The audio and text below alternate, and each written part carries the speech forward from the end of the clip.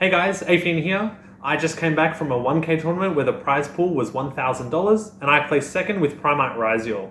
I want to first give out a shout out to all of our viewers of our last Primite Ryzeal video and all of those who came up to myself and my sister Claire at YCS Sydney and said that they had recognized her and the deck from the YouTube video.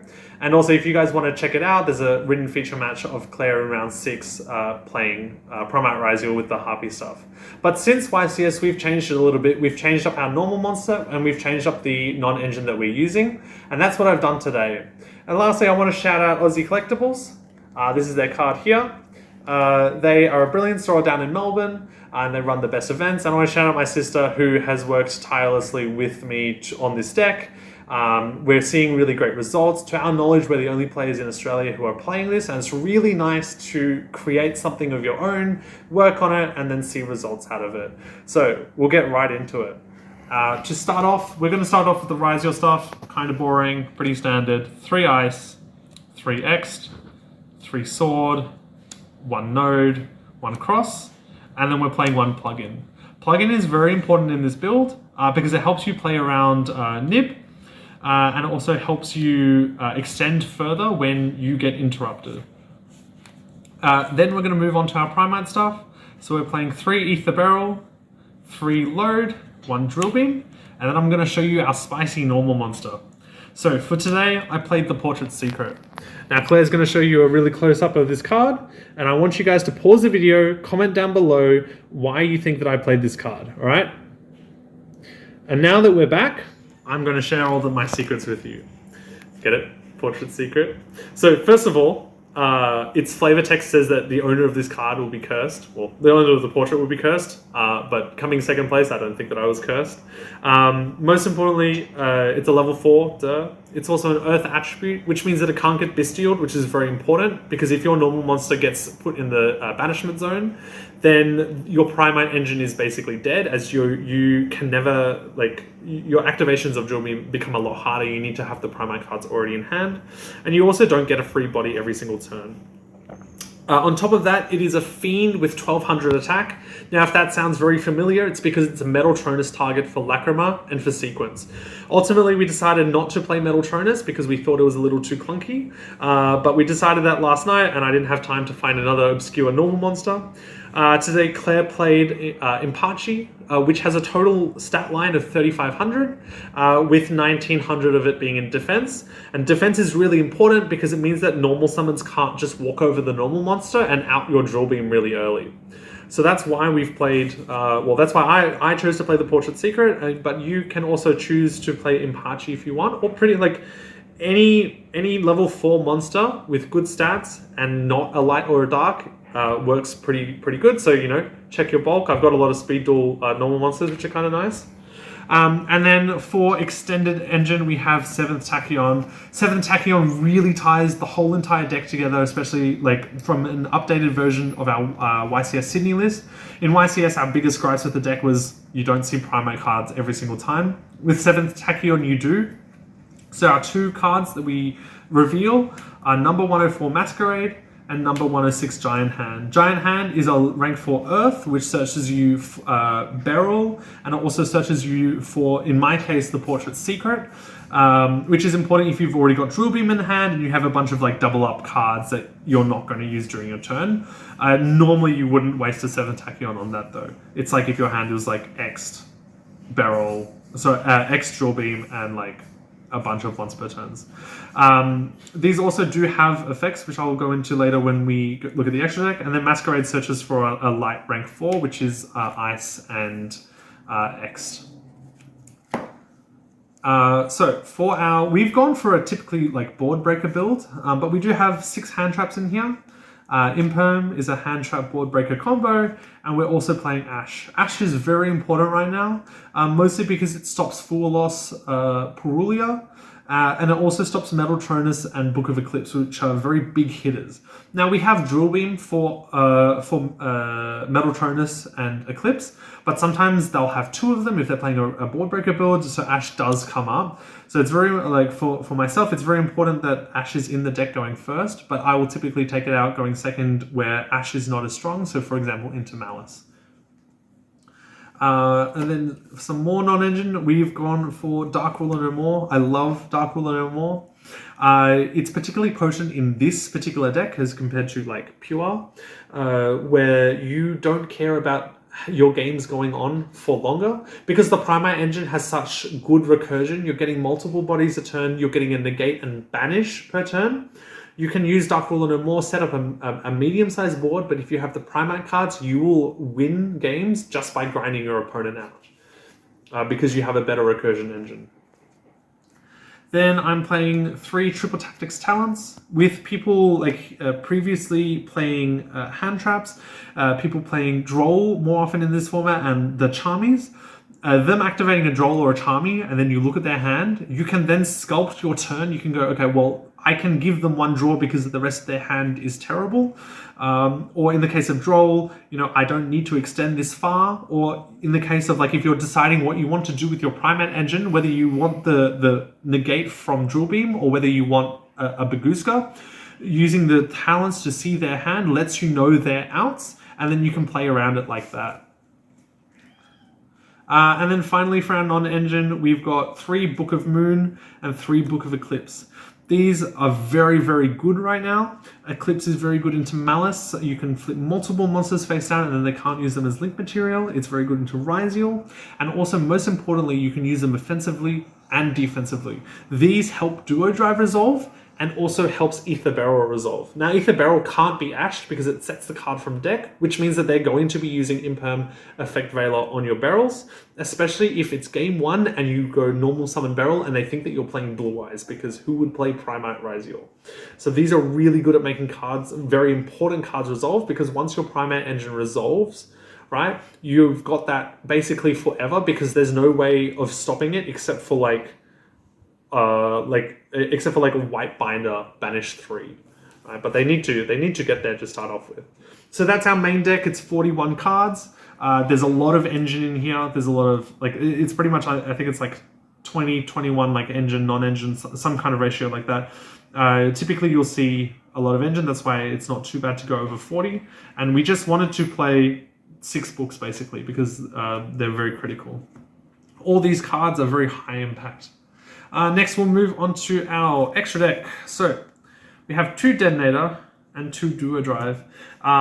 We are playing 2 Duo Drive because in an open game state or in game 1, we send the Duo Drive to the graveyard because you can attach it later with the Duo Drive, or it gives you an extra material in the graveyard for your cross draw.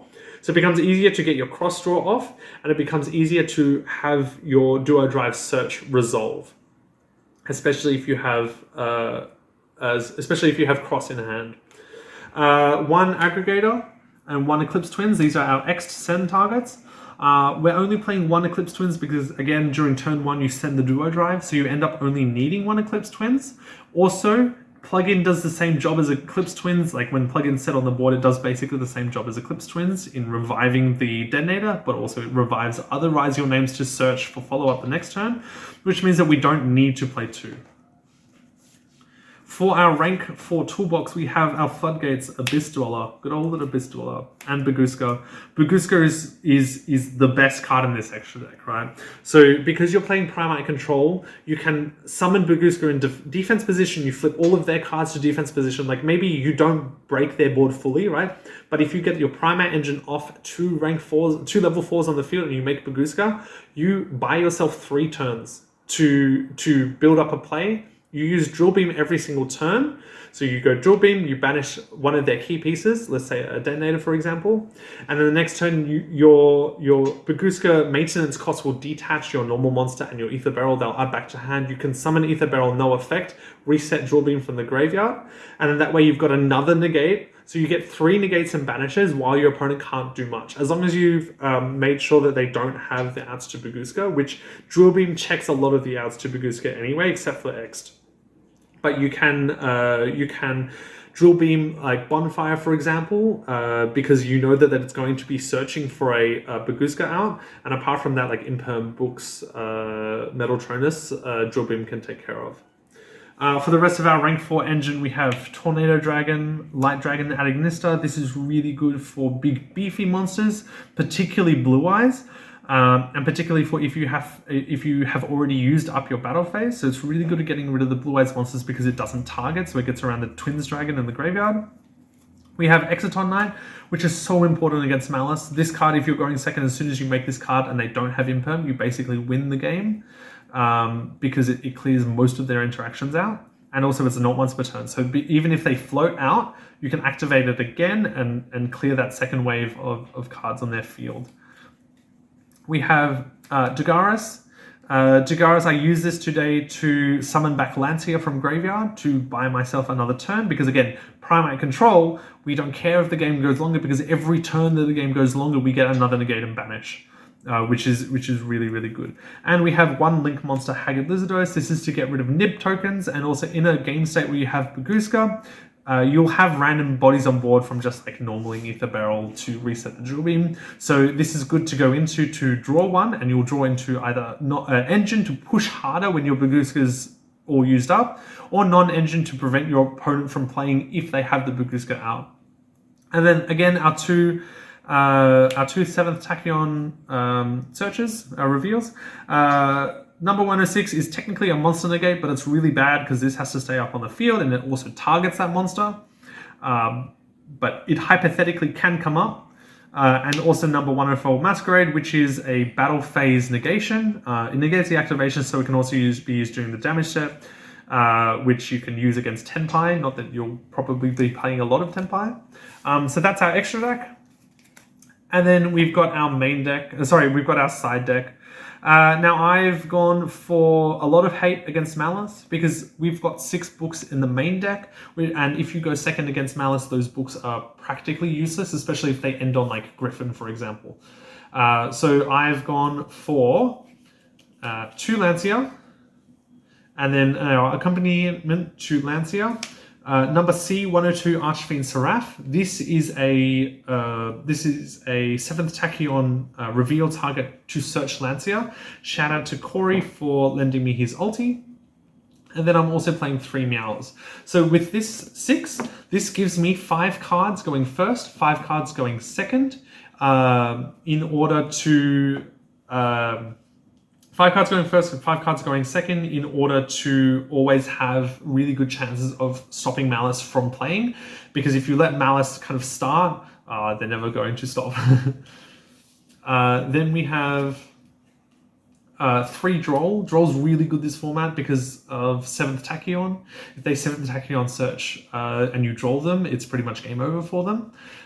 It's also really good because people are playing 7th Ascension, which is even like it feels even worse for them. It's really good against Mystery Review Ryzeal. We didn't want to main deck this though because a lot of people are on talents, and we didn't want to Droll somebody who is not going to get impacted heavily by it. Next we're playing generic going second card, so 2 Lightning Storm, 1 Duster. It's always good, and we're also playing 3 Solemn Strike. Strike was the choice over Judgment because Judgment deals you 4,000 damage, which is really easy to push through, whereas the 1,500 from Strike is a little bit harder to OTK you if you, let's say, brick on the card. And lastly, the choice of Portrait Secret. Now, originally, if you watch the YCS deck profile, Claire's regional deck profile, which is basically the same, we were playing Harpy Lady with 3 Thrust and 1 Harpy's Featherstorm. We have deviated away from that because what would happen in those sorts of builds was that you would have the Thrust and they would either be dead, you would have to play more into board breakers, or you would like draw the Featherstorm and sometimes it would be not worth it. But also, Featherstorm actually isn't that good, right? So against Malice, if you Featherstorm Malice, they can still set up like Bestial plays in hand and make it through that turn, especially when you use 2 bodies to get into Castell if you don't have access to the Harpy Lady in order to Featherstorm. And against Ryzeal, they can summon 2 bodies from hand, right, without activating effect, make Detonator, and also clear things that way. So Featherstorm turned out to be not as good of a card as it once was. That's just given the meta right now. So we wanted to deviate away from playing the thrust and playing the featherstorm, which gives us four more non-engine slots, and play more impactful non-engine for going first and going second. So that's it. I hope you guys give this deck a try. It's really, really fun. It's really, really different. And I'll see you guys out there.